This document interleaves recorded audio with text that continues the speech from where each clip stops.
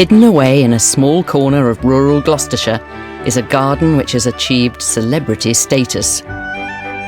You can travel anywhere in the world as a gardener and talk about the garden at Hidcote, and suddenly people understand what you're talking about.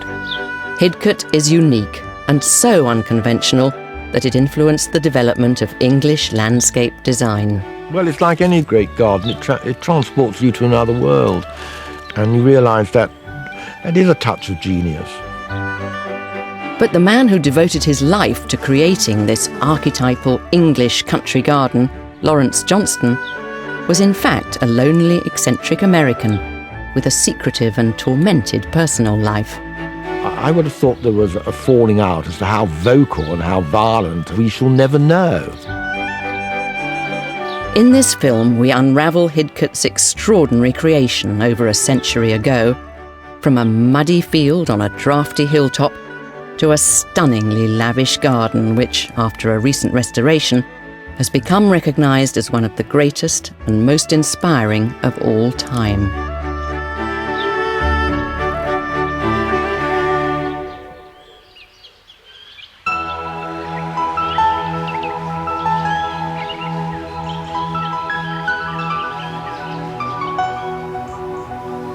Hidcote is the jewel in the National Trust crown. This was the first property the Trust acquired in 1948, specifically for the garden alone, because of its great horticultural importance. The garden lies just outside the town of Chipping Campden in the Cotswolds. Despite its secluded location, it attracts people from all over the world who come to see the unique design and constant displays of colour all through the year.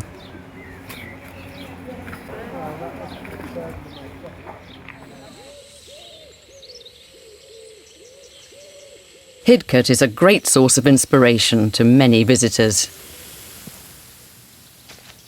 Sir Roy Strong, the eminent historian, came here in 1974, just as he was about to design and build his own garden in Herefordshire. Sir Roy's winter visit made a huge impression.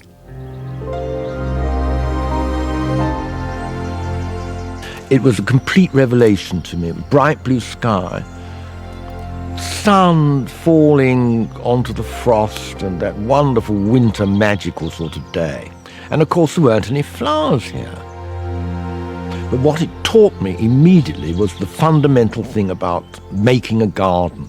A good garden depends on how you orchestrate the terrain. And everywhere I turned here, I gasped with excitement about the variation in the size and the shape of the rooms, the sense of vista and surprise, of taking somebody up and then you're looking at the Cotswold landscape beyond, and the thrill of it, and turning a corner, and topiary I fell in love with. All these things orchestrated, suddenly you were in a completely magic land.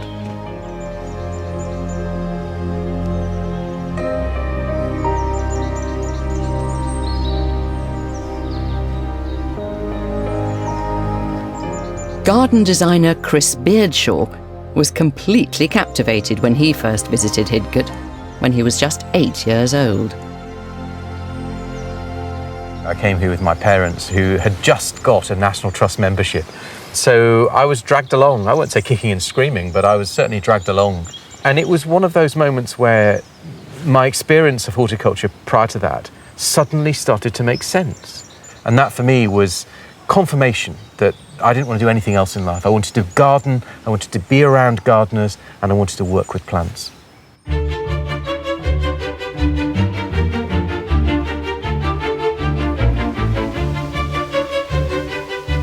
What makes Hidcote very different from other gardens is its unconventional layout. The entire garden can never be seen in one view. Instead, you're taken on a journey through corridors of hedge that pass through a number of discrete cottage garden rooms.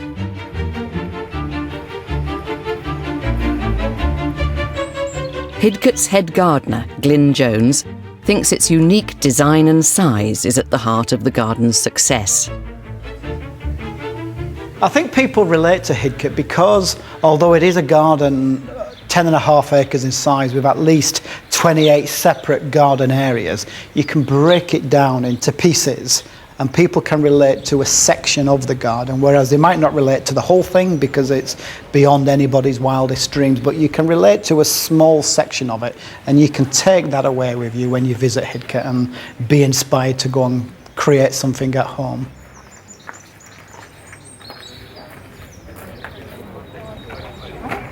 As well as variety in the shapes and sizes of the rooms, the formal architecture is softened with plants that flower at different times, providing colour throughout the seasons.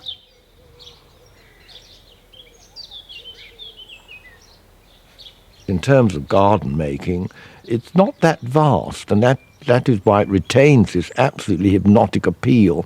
People can actually still relate to it, whereas if you go to one of the really great stately home gardens, it's beyond comprehension.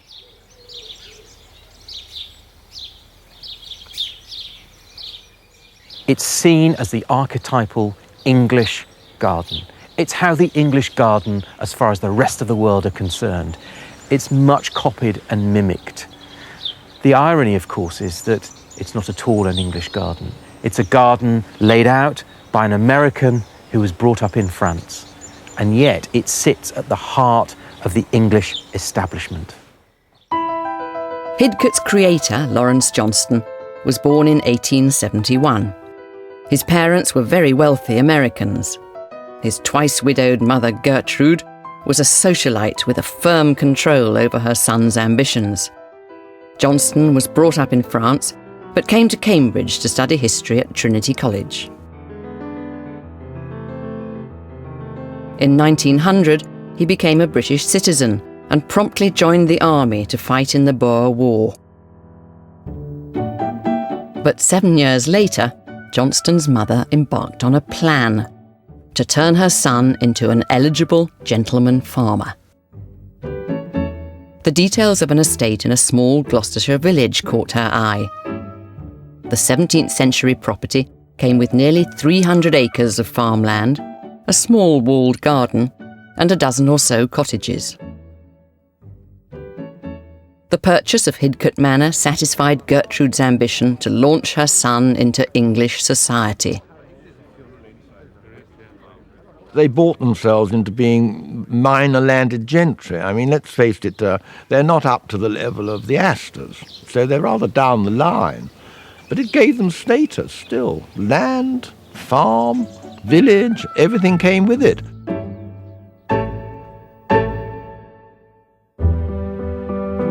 But contrary to his mother's wishes, and much to her frustration, Johnston embarked on a plan to use the fields around the manor house for something far more ambitious: to build a garden.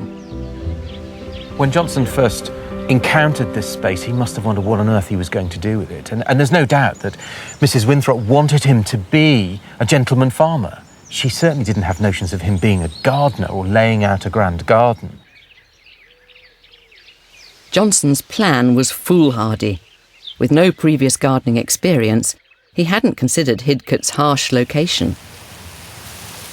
It was an absolutely ridiculous position to build a garden. We're at 600 feet in the North Cotswolds. We're in the rain shadow of the Cotswold Scarp. We're very, very exposed. The wind howls across the Vale of Evesham in the winter, and it can blow you sideways if you're not careful. So who in his right mind would build a garden here? That was the least of his worries. He still had to come up with a design. But at the time he sought inspiration, the gardening world was split by a public debate dubbed the Battle of the Styles.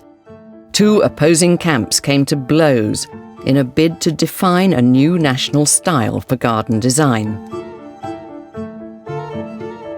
One camp argued for formal gardens, with heavy, structured architecture.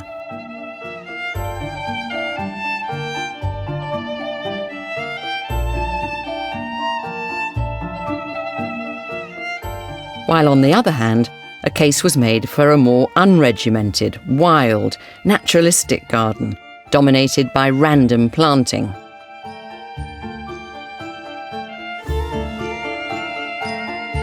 Johnston had the unique idea of fusing both styles, and he set about creating what became described as a wild garden in a formal setting.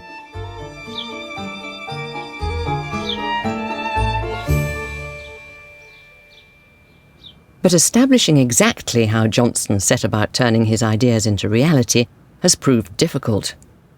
The documentary records on this garden are very, very few. I mean, we don't know surviving plant lists. And we have no year-by-year account of the garden growing at all. So in that sense, it's a complete mystery. So when the National Trust took on Hidcote over 60 years ago, maintaining the garden in its original form was challenging and costly. The garden was simplified and lost much of Johnston's unique vision and spirit.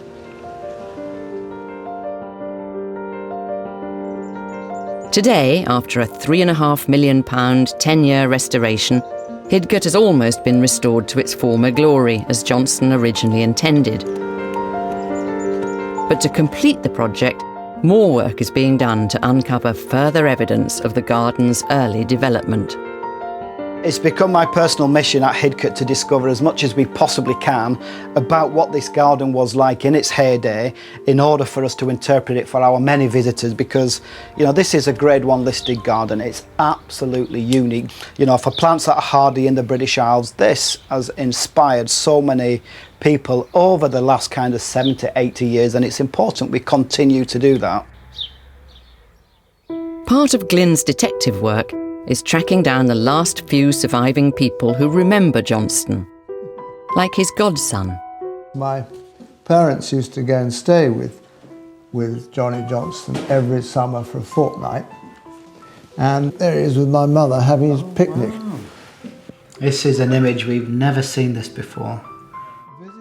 In order to interpret the garden, I believe very strongly that, you know, you've almost got to put yourself in Johnston's boots and get out there and grow the range of plants, have the same planting policies as he had.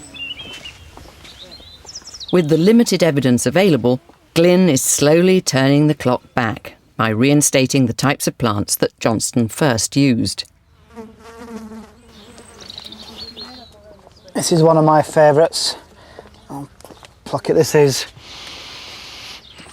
Dianthus Mrs. Simpkins. It's a beautiful old-fashioned pink, but the perfume is of cloves. It's got a very, very kind of spicy perfume to it, but I just love that. That kind of, to me, that says kind of 1920s, 1930s. What a flower, what a Dianthus would have looked like in that period. When Johnston started creating the garden, there was little to suggest that one day it would be so iconic. When the property was purchased in 1907, there was no garden as such here. There was a small garden within the confines of those beautiful stone and brick walls, which we now call the Old Garden. Maybe in the early days he was very cautious. You know, he was new to horticulture. He was moving slowly, cautiously, building on his skills and his knowledge. He started very hesitantly with little things around the house, and then at some stage, and I can only speak from my own experience, suddenly you become hooked. I can remember when we bought the Lasket, I said to my wife, don't talk to me about that garden. Well, there really wasn't one. But within a fortnight I'd put Wellington boots on. I became positively obsessed by it and have been ever since. And I think something similar happened to him. Johnston became addicted. It was the start of an obsession which his mother would need deep pockets to fund and would eventually drive them apart. And although he went on to create a visionary garden which broke rules and established a new style, he started more conventionally.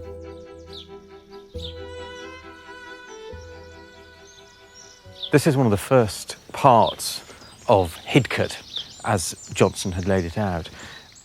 It's where Johnston was really testing himself against the climate. Of course, we're in the confines of the old walled garden, so it was quite a sedate area to start gardening in. And In a way, the muted colours and the control, the topiary, all of those are Johnston starting to form his opinion of how Hidcote may eventually be.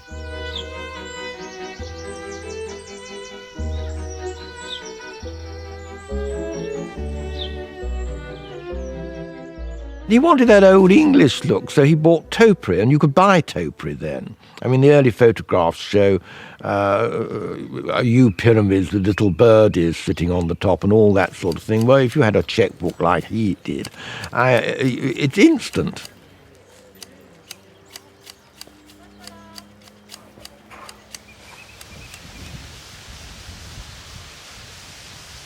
But Johnston wasn't content to stop here. He was on a roll and set about expanding the garden and spending more of his mother's money. He pushed out beyond the confines of the old walls, creating 2 more low-lying terraces.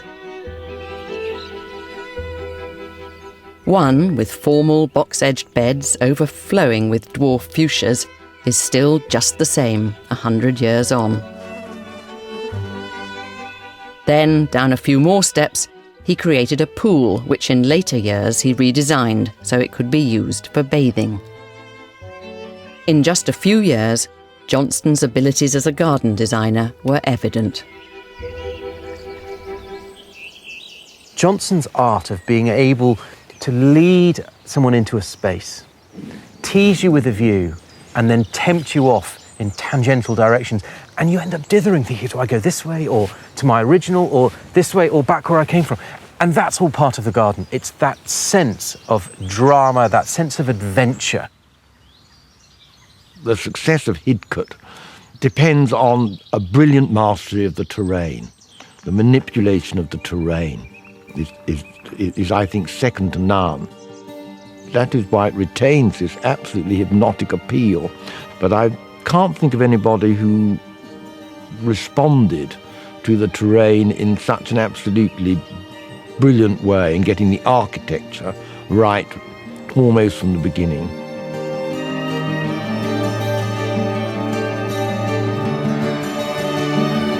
One of the most amazing things as well is in September, and there is a period of about 1 week where the sun sets absolute plumb bob centre in the middle of Heaven's Gate.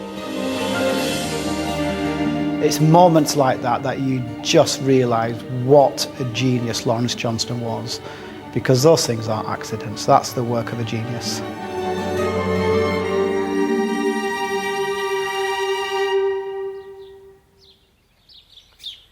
Hidcote's position might have afforded great views, but the garden was on a hill and very exposed to all weathers.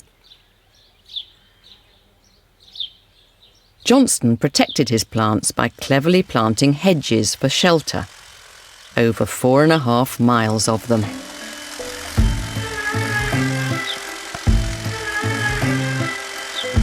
It was enough in the early days for the gardeners to keep on top of the cutting. But even today, it takes the entire team over 6 months.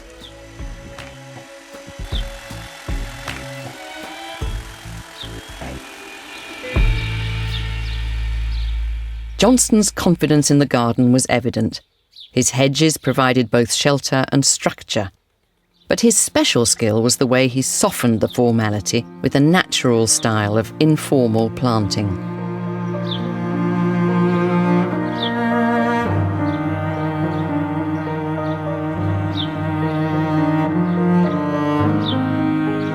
But Johnston's mother, Gertrude, was losing patience with her son's obsession. The garden was costing her a fortune.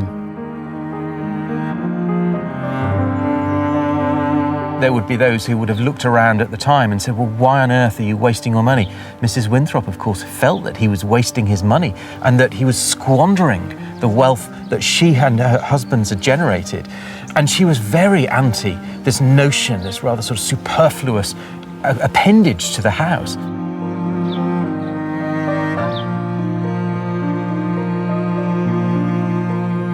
Well, they're two enigmatic people, aren't they? Mother and son. The mother clearly by the photograph, extremely dominant. And probably there must have been an enormous amount of tension there, and also a kind of desire to make a statement apart from her. It may well be that the garden is an expression to get out of the house and leave her stuck in the house when she was old and tottery, and he can get out with the gardeners away from this crone.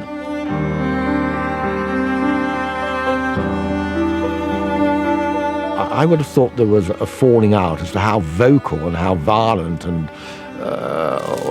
how disagreeable that falling out was. We shall never know. Gertrude decided to stop her son's spending and put Hidcote up for sale. It looked likely that Johnston's creation so far was all in vain. But in the end, it wasn't Johnston's mother who put a halt to his gardening obsession, but something far more sinister.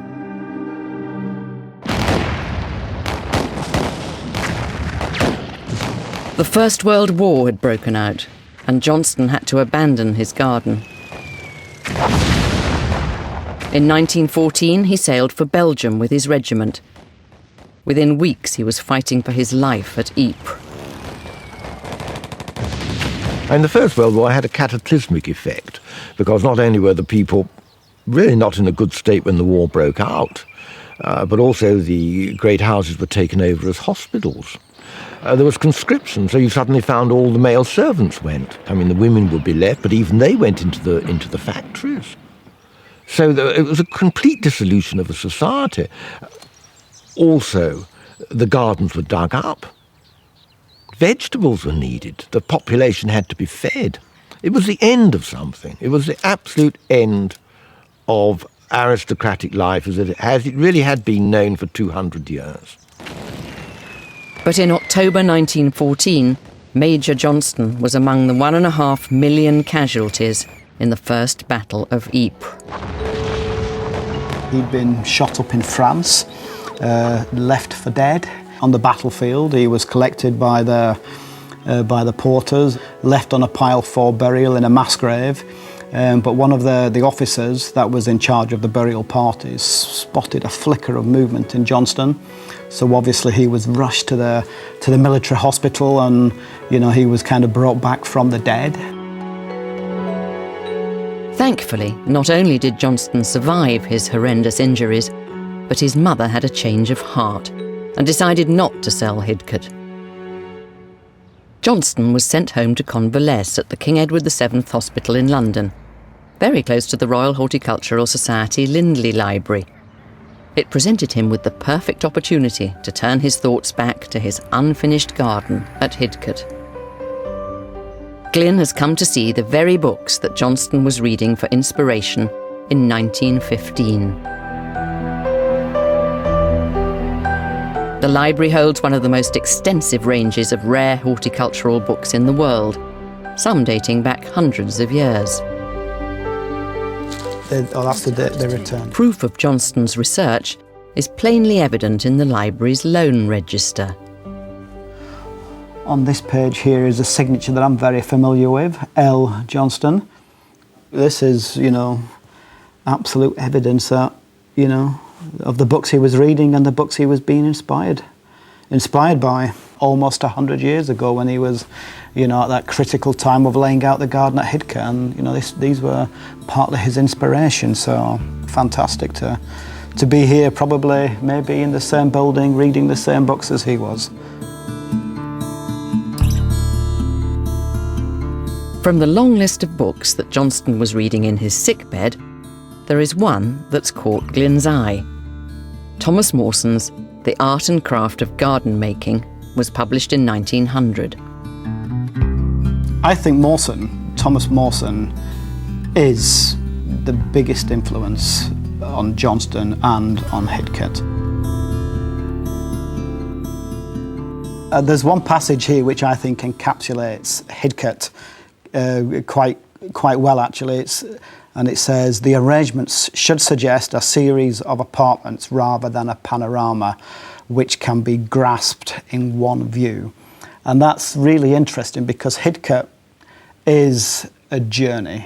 You can't see it from one spot anywhere in the garden. You've got to get into the garden, you've got to travel through it in order to get a feeling for it, to understand it, and just to enjoy it. And I think that passage really does, encapsulate what Hidcote is all about. Johnston's skill was to take these themes, distill the best elements down, and then shrink them to a manageable scale within his garden. This isn't a garden which copies other gardens. There are suggestions of others, but actually this is really quite pure.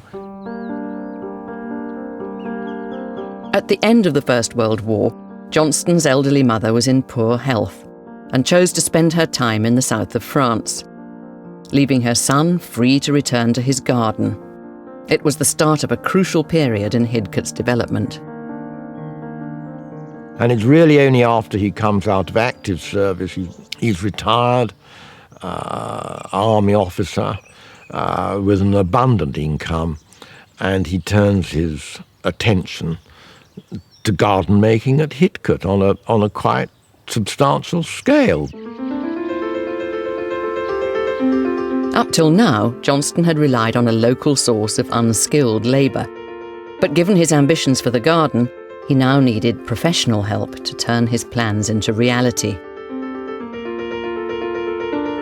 In the 1920s, I think the main shift in this garden was that Johnston was given the confidence to start to garden, to start to design, to start to express himself.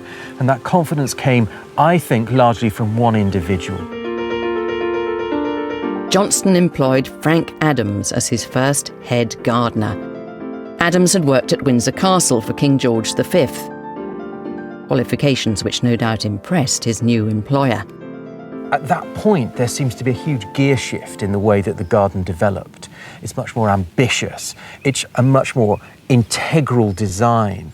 There's more integrity to the whole structure, a cohesion between the spaces. So perhaps those abstract, somewhat whimsical, theatrical thoughts that Johnston was well known for were made real. The horticulture was dragged into them by Adam.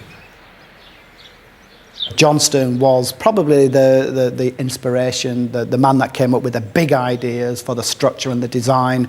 But I think Adams was the horticulturist, was the gardener. He was refining the garden. He was making the garden from being a great garden to being an outstanding garden. Adams had the practical knowledge to help Johnston realise his flashes of inspiration. This area of the garden is the great exploration of horticulture that Lawrence Johnston was trying to get at.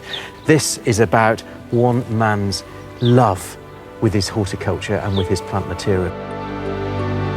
So Adams, I think, injects the notion of cohesion, of fine horticulture, and of romance and theatre. Their working relationship was horticultural symmetry.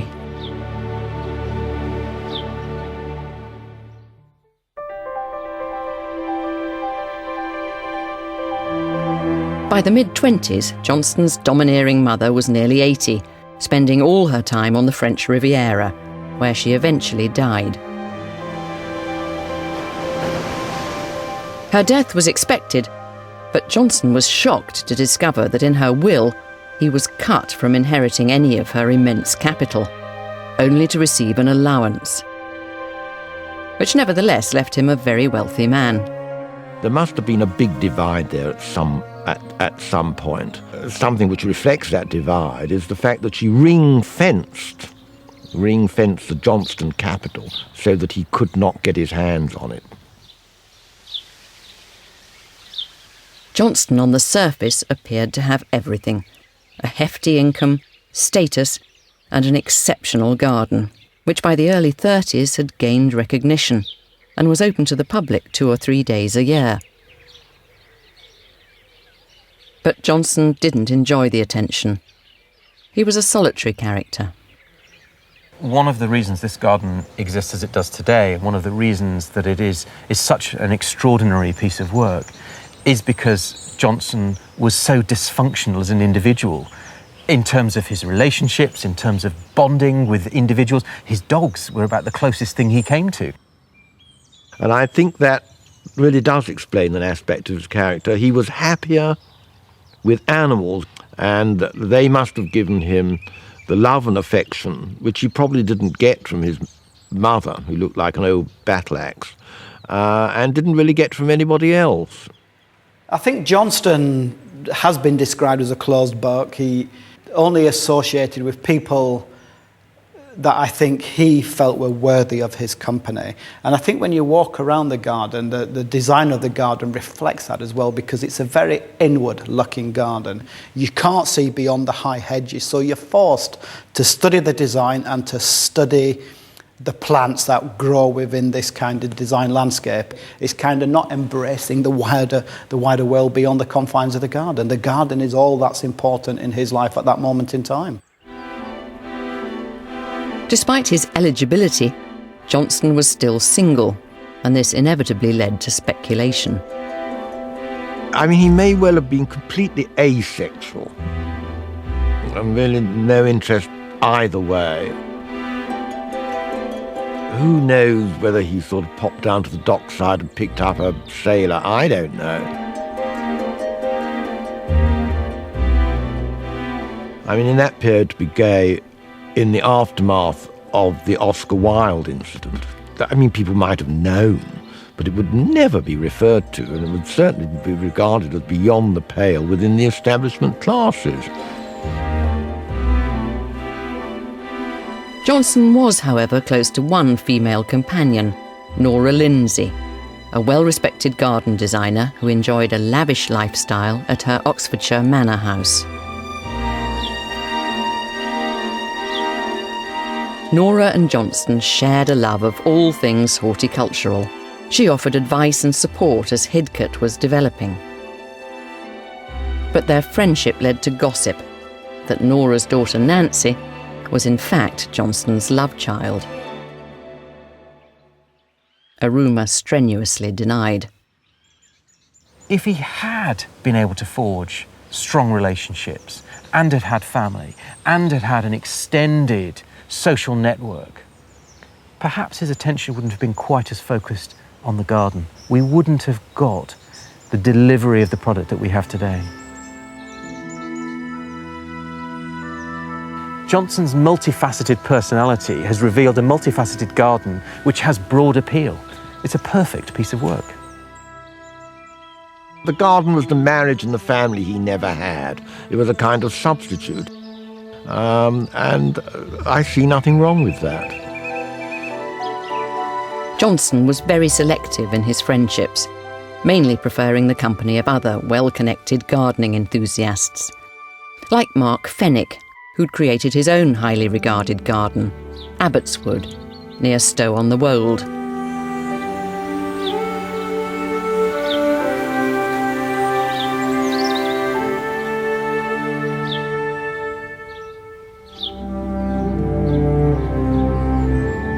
Fenwick used his influence among his high society chums to get Johnston elected a member of an elite gardening club. Well, the Garden Society was founded in 1920. It's a male society. The only female that's ever been allowed to be elected to the Garden Society is the Queen Mother. So I think that gives the flavour of it. It's a group of people who are basically, I suppose, the equivalent of landed gentry. They have estates and means to maintain quite substantial gardens. It would have given him the sort of status that he desired. He would be accepted in the gardening equivalent of being elected to Boodles or Whites or one of the smarter upmarket London men's clubs. This cosy club of titled, wealthy gardeners gave Johnston an opportunity to flex his horticultural muscles. He wanted the best possible plants for his garden, and he was prepared to travel all the way around the world to collect these, or to send people all the way around the world to collect them on his behalf. But what was important, I'm sure, to him was that he had better plants than Fenwick down at Abbotswood, and it was kind of keeping up with the Joneses, I think. Johnston became obsessed with acquiring newly discovered and rare plants, and at a time when plant hunting was at its peak. It was a period, I suppose, when we were able to harvest the best from the imperial, the empire, that we are dragging ideas in, we're bringing plants in. We're very eclectic in our thoughts. And it's difficult to imagine Johnston creating Hidcote in any other time than in the 1920s, because it was such a vibrant period. Johnston's wealth enabled him to sponsor and travel on a number of plant hunting expeditions all over the world.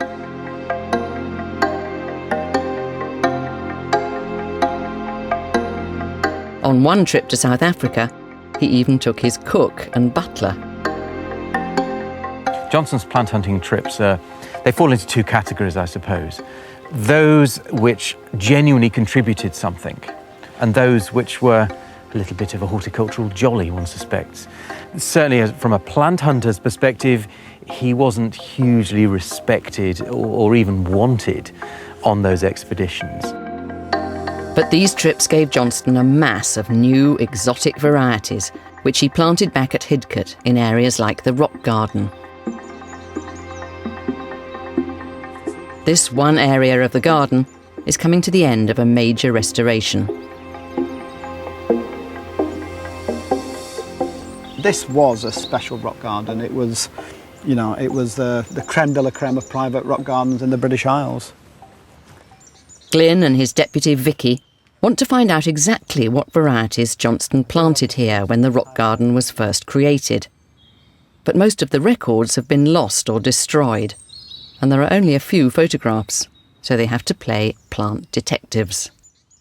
There's just little tidbits to go on, so it just makes it, in the way, it makes you sort of more curious to find out more and go rummaging to find more information. The one place that might have some clues is the Royal Botanic Gardens in Edinburgh. Here they have records dating back hundreds of years, which document the plant hunting trips Johnston took part in, like an ill-fated expedition to Yunnan province in China, where Johnston joined the highly respected botanist George Forrest, the Indiana Jones of the plant world. Yeah, I mean, the journey they undertook was just immense, really. I mean, just getting there would have taken weeks, if not months. Forrest led the expedition, which by all accounts was fraught with danger, often disguising himself as a local. He didn't even have waterproof clothing, and it does rain a lot when you're up in the mountains, and there would have been no vaccines. And I just wonder, how often was he ill, or was he just so hardy that he was exposed to everything and he didn't become ill? George Forrest bitterly regretted allowing Johnston to join the Chinese expedition.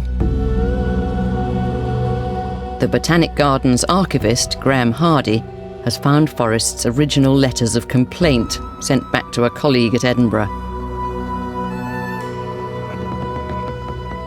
On the base of the first page, this is what he writes. Had I raked GB, that's Great Britain, with a small tooth comb, I couldn't have found a worse companion than Johnston. And I cannot say how often during the past 3 months I have cursed myself for being so foolish in consenting to him accompanying me. I have indeed paid for my folly. A person more utterly selfish I have yet to meet, and I'm not the only one here who thinks so, for none like him. Johnston was used to travelling in style and comfort, and it was this that had no doubt triggered Forrest's outbursts. In spite of the bickering, they amassed a collection of new plants and seeds, all of which were recorded and compiled in the Edinburgh archives. So, any other information on these trips, expeditions, if there's anything known, would be really quite interesting. Well, as I say, These records list in detail every type of seed and plant collected on Johnston's expedition, and where they were distributed. Aquilegia alpina, you've got that on the rock garden now. We've got that one.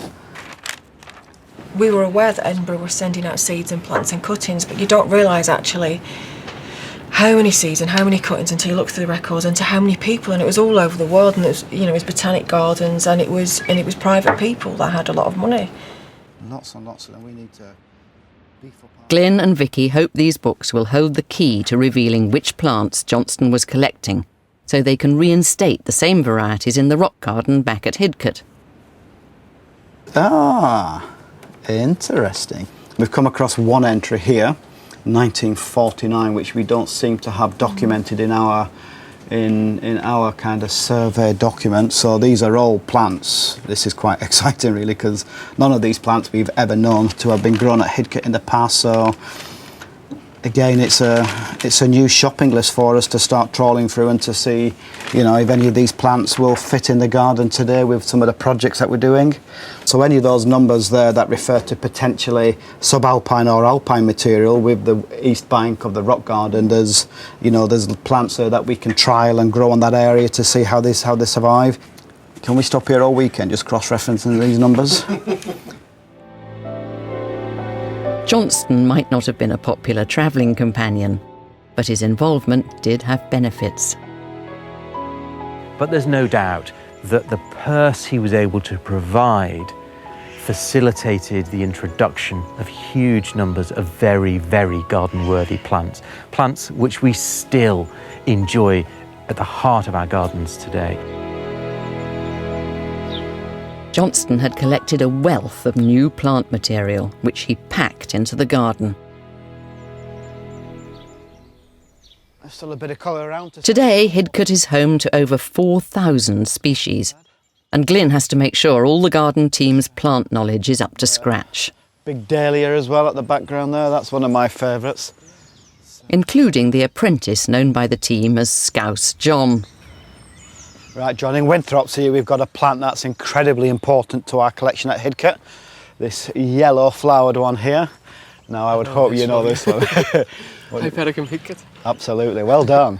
It is, that's so important to Hidcote because it's one of the plants that Johnston selected as of being of great garden merit. You know, almost every garden in the country now has probably got a Hypericum Hidcote. Anything you know about this one? Is this an astilbe? No, it's not. It's from New Zealand. It's a southern hemisphere plant. This one, it's a hebe, and it's one that is called Hidcote, Hebe Hidcote. Oh, really? So it's a lovely one, and you can see there's lots of different colours on it. It comes, you know, when the flowers first emerges, it's lovely kind of lilac-y blue, but they fade all the way through to white, you see. So it goes all the way through that transition, and it's a bomb-proof plant. You can do anything with it. You can prune it almost off to your ankles and it will always come back again. You can grow it high. It's evergreen, lovely kind of, you know, lush foliage on it. And it probably starts flowering in May and it goes right the way through until the middle of winter. It's a great value plant again.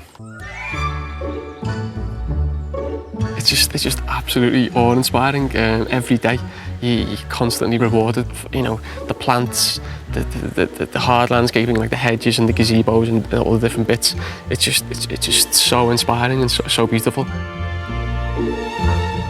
Now, lace caps, hydrangeas produce male and female flowers. When the female flowers are young, they're upright like that, kind of like saucers, waiting to collect the pollen, to be pollinated. And then once the female flower has been pollinated, you know what she does to the male? Throw a wild guess and see she turns her back on him. She does. Yeah, absolutely. Look, you can see once she's pollinated, she turns upside down. So you see this one here, not yet been pollinated, so she's upright, expecting pollen. But these older flowers here that were kind of born a few weeks earlier, she's turned her back on the male. But I love stories like that. It's kind of sexual encounters of the floral kind. At this stage of my knowledge of gardens, this is the best garden I've ever been to or know about. And so to be training here, it's just fantastic. Some less hardy varieties that Johnston collected needed protection from the Gloucestershire frosts, so he specially built a plant house. After the Second World War, it became dilapidated and was eventually demolished.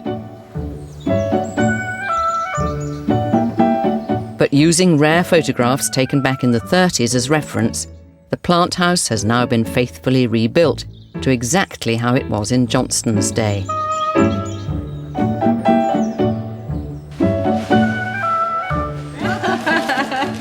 on, you got to do your best now, Jazz. So I think he'd be proud that we've actually put the original building back and we've respected the history and the design of the original building. Today, the plant house is being opened by gardening celebrity Roy Lancaster. This is for Hidcote and Lawrence Johnston. Excellent. Never have I seen anything quite like this outside of a botanic garden. This wonderful structure here is absolutely superb. I can well believe that if Johnson was to walk in at the back of this group tonight and look from a distance, he would be happy to see some of the plants that he originally put in here still growing on the wall. I'd like to just walk around. Johnston's problem was that there simply wasn't the space or the right climate for some of his subtropical collections. But he had the perfect solution. Every autumn, Johnston would leave Hidcote in his chauffeured Bentley and drive down to the sun-kissed French Riviera at Menton, spending the winter months in his secluded villa, Serre de la Madone.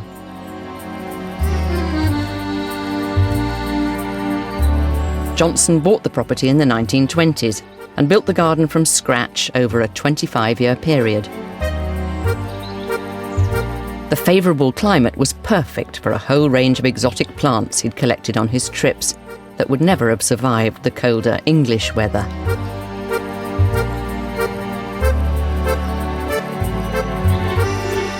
Glyn has come over to France as he thinks it holds the key to finding out more about Johnston's elusive character.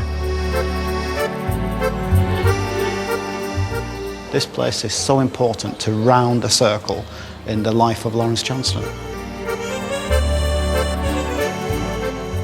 There are even surviving specimens in the garden dating back 80 years.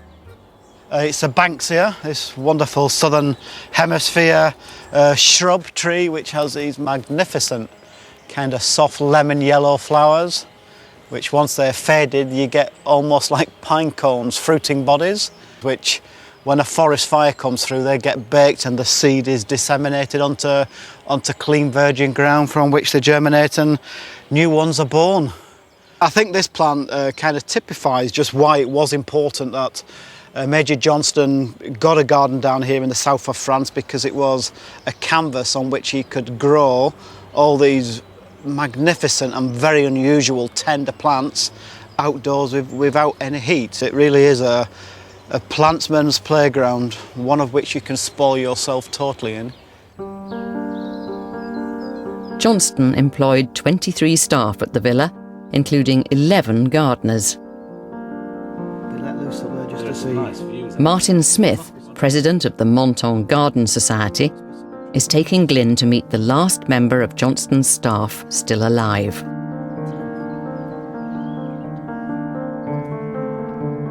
Frida Bottin looked after Johnston in his later life. He's very ill and very old. Her father, Alfredo, was Johnston's butler for 25 years.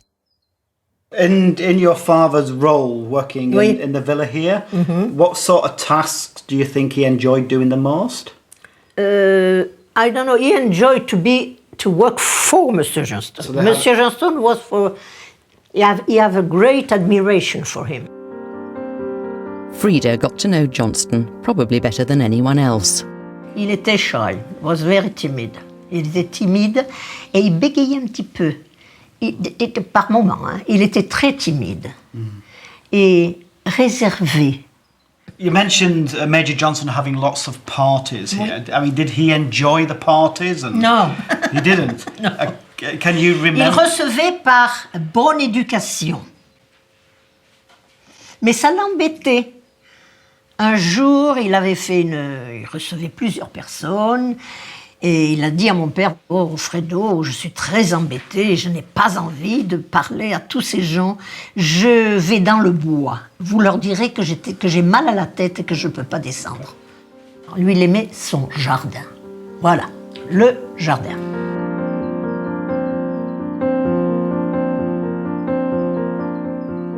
Tous ses amis supposaient qu'il était homo. Alors que c'est pas... Ça m'a choqué. Mais c'est pas la vérité. By the 1950s, Johnston was showing signs of dementia, and Frida helped with his full-time care. J'ai des photos d'ailleurs, là. Je les ai jamais montrées parce que c'est tellement misérable, je vous les montrerai. Il est resté 3 ans couché, sans se lever. Hein. Ah, il était complètement... Ah oui.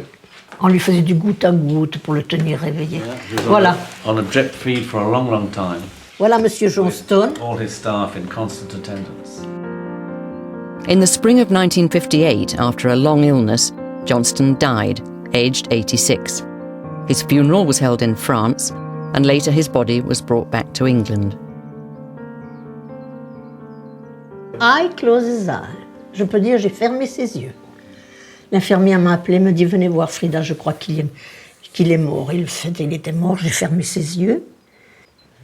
À peine il était mort, j'étais contente qu'il soit parti. Il souffrait tellement. Et après, on a su plus tard qu'il a laissé des milliards et des milliards. Ça a pris 10 ans pour partager, hein. 10 ans. Parce que M. Johnston avait donné à tous ses employés 1 million d'anciens francs. C'est bien. Son plus grand regret, c'était de ne pas avoir un titre. Il s'appelait simplement M. Johnston.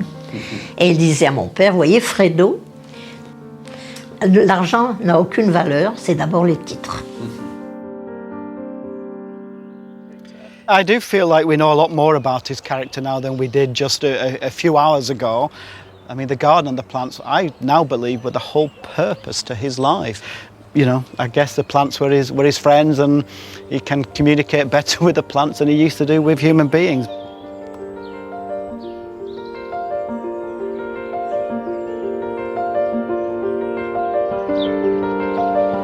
After Johnston died, the National Trust's challenge was to retain his vision and maintain the huge numbers of plants in the garden. How long have you been here? Just over a year. Okay. Some are very rare, and Johnston is credited for personally introducing them into the UK and must be preserved. It's one of the plants that Johnston would have brought back from those plant hunting expeditions. And have you taken cuttings from it before? No, Chris, I haven't. What you're looking for when you're taking cuttings is a non-flowering shoot. That's a good specimen there, in fact. You can just take out the right-hand stem if you can.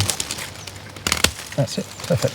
So let's take it back to the bench and we'll chop it up a little bit more. This is a plant that Lawrence would have handled himself. You know, Johnston would have probably, if not planted it, he would have positioned it and would have had a say in where it went in the garden. But of course, even better than that, he would have had a say in how it came to these shores in the first place. So it's hugely important. On one hand, from a purely horticultural perspective, it's just a Mahonia cutting. But on the other hand, it's a piece of gardening history. You know, this is our gardening heritage. And what we're doing is propagating it to make sure that that heritage goes forward and is still there for, you know, my children and your children to be able to experience. But you've got such a wonderful opportunity working here. You can go anywhere in the world after you've finished your careership here and talk to people about Hidcote, and doors will open because you've trained at the best English garden. So I'm very envious, actually. You've got my perfect job. Once Scouse John's apprenticeship ends, his dream is to get a full-time job with the rest of the gardening team at Hidcote. The circle. He's fitting in well, but the team has spotted an uncanny resemblance. You look at him and physically he's the same height, he's the same kind of build. Johnston wore a moustache, dare one say slightly receding. John won't thank me for saying that, but he was, and there is a real resemblance between John and Johnston, and the garden team make a bit of a joke out of it actually, and we call him Young Johnny, so...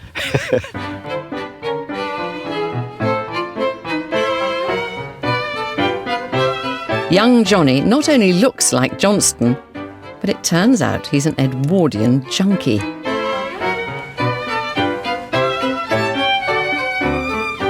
I'm interested in the whole era, really. You know, the music, the gardens. It's quite bizarre that I've ended up working at you know, a garden that was created in that time, and its creator Lawrence Johnston was, you know, one of the big garden creators of that era. There's the staff, if you know, find it really bizarre. It's like, you know, it's like Lawrence is coming back through the medium of a young Scouser.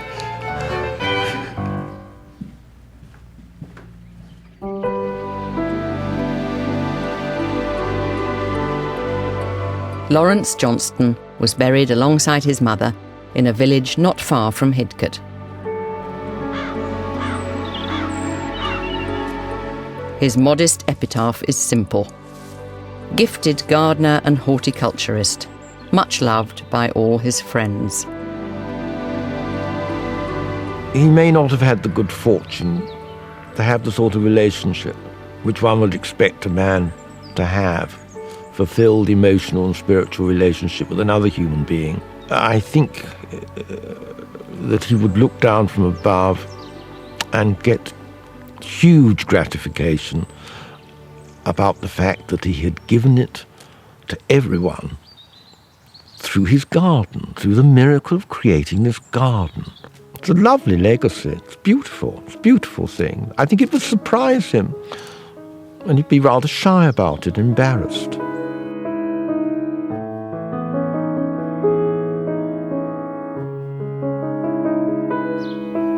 If Johnston was able to follow a coach party through Hidcote Manor, I think he'd be horrified. I think he'd be horrified not at the quality of the garden. I think he'd be horrified at the number of people who were visiting. This wasn't ever intended as a garden to take large visitor numbers. This was a garden laid out for one man.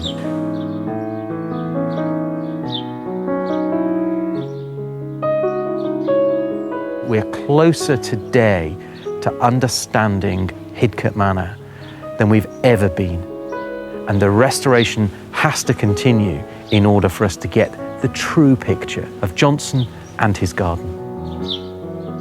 And I think that hunger for knowledge and an understanding of who he was and where he came from and what inspired him will just keep us driving to learn as much as we can. And we're not naive about it. We'll never know everything.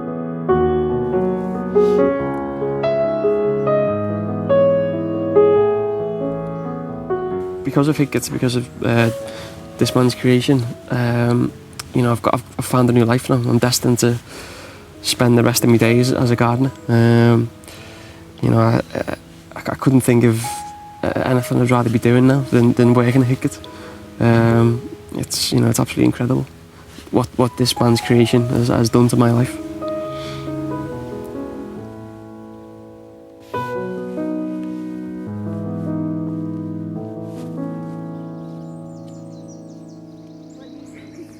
Johnston's garden is now over 100 years old, and although other gardens during that time have contributed to the development of new styles in garden design, it's Hidcote that's regarded as the model of inspiration all over the world.